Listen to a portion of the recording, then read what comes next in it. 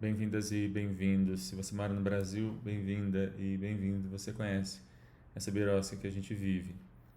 Um pouco antes do Carnaval, todos nós vimos aí a operação da Polícia Federal, autorizada pela Procuradoria-Geral da República, chancelada pela Procuradoria e autorizada pelo ministro Alexandre de Moraes do STF, envolvendo aí uma série de pessoas em torno do ex-presidente Bolsonaro, inclusive o próprio e seus filhos.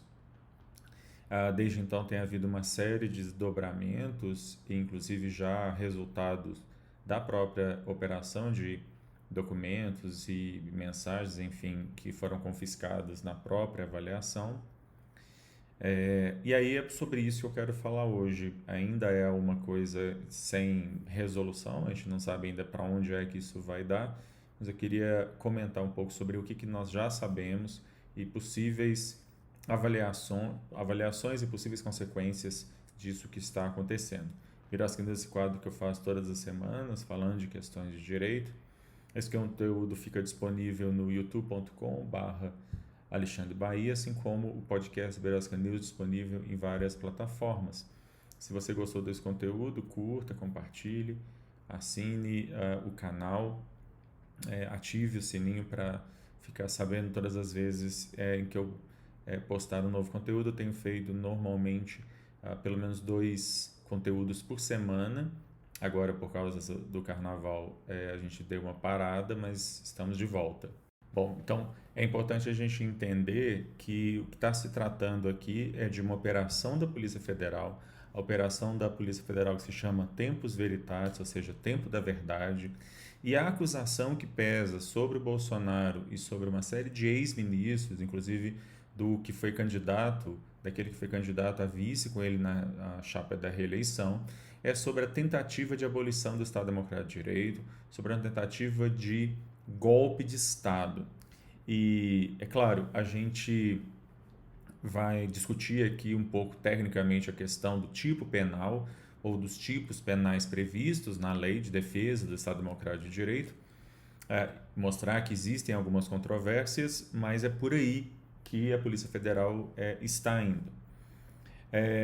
Então a gente está tratando aqui de um crime, de crimes que têm uma forma muito específica em que se pune não a realização propriamente dita, ou não só a realização efetiva, mas que a própria tentativa também já é punível.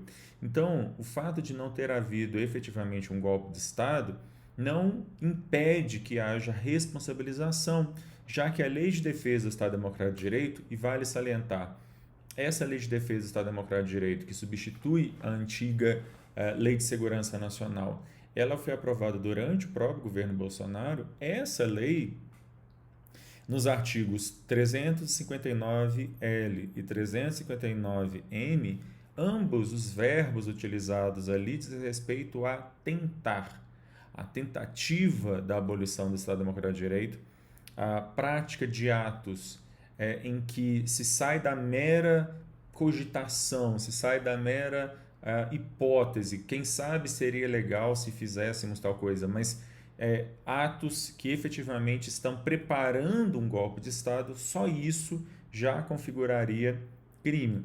Assim como na lei de terrorismo, ela pune não só a pessoa que efetivamente praticar um ato terrorista, mas os atos preparatórios, toda a preparação para os atos terroristas, como inclusive um grupo de jovens foi acusado durante as Olimpíadas no Brasil. Quais seriam esses atos que configurariam a tentativa? E aqui é importante, eu vou tentar ser o mais claro possível, né?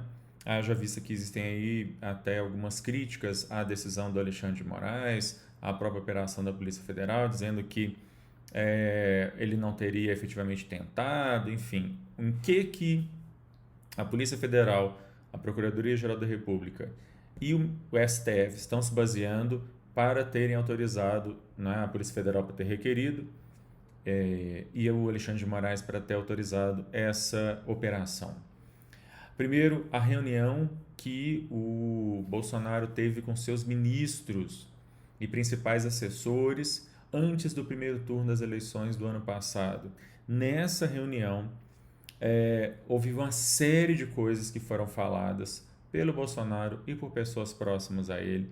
Por exemplo, se falou em virar a mesa antes das eleições, virar a mesa no sentido de colocar de pernas para o ar as instituições, revogar aquilo que estava sendo feito e instituir alguma outra coisa fora do que seria o esperado.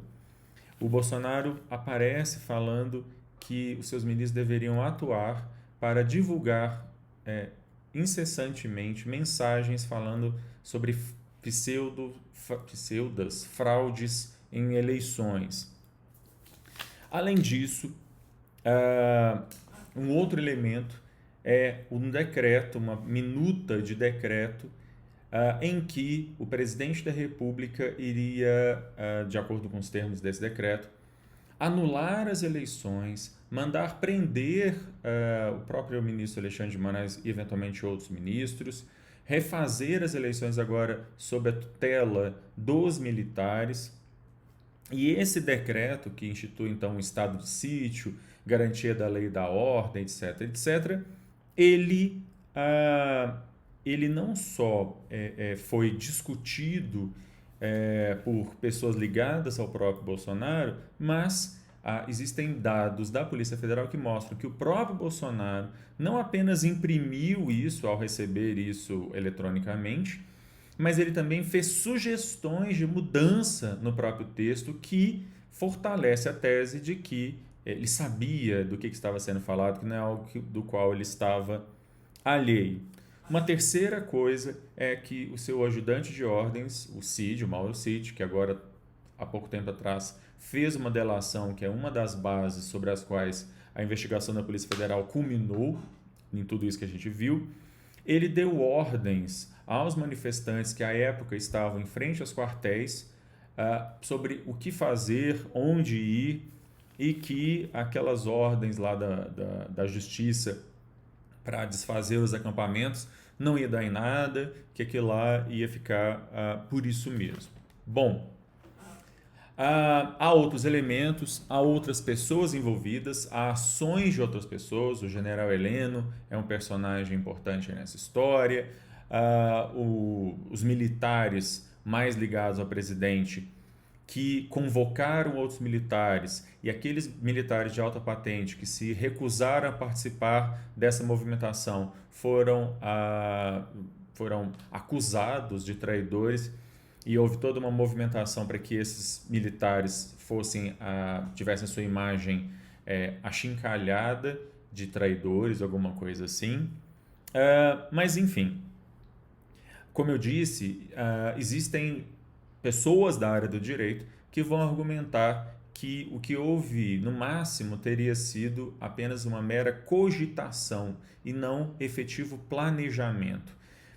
Ou seja, se o que o ex-presidente fez foi apenas pensar num golpe, foi apenas, eventualmente, escrever uma minuta ou fazer sugestões ou uma minuta, mas não fazer nenhum ato efetivamente de tentativa, que então estaria na mera cogitação e não haveria crime.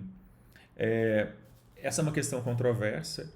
A própria Polícia Federal, ao requerer quebras de sigilo bancário, fiscal, ao requerer que fossem tomados aí computadores, celulares, HDs, a quebra de sigilos de e-mail, etc., ela busca justamente reunir elementos que mostrem que a questão do golpe em 2023 não ficou apenas na mera cogitação, mas que havia elementos objetivos que mostram que houve uma tentativa e de que nós só não estamos vivendo hoje sob um golpe militar, sob um golpe de Estado, porque não houve adesão suficiente, seja de militares da alta patente nas Forças Armadas brasileiras, seja inclusive de organismos e estados estrangeiros que efetivamente e ostensivamente disseram que não aceitariam nenhum outro resultado que não o resultado legítimo das urnas, que qualquer outro governo seria considerado um governo ilegítimo e, portanto,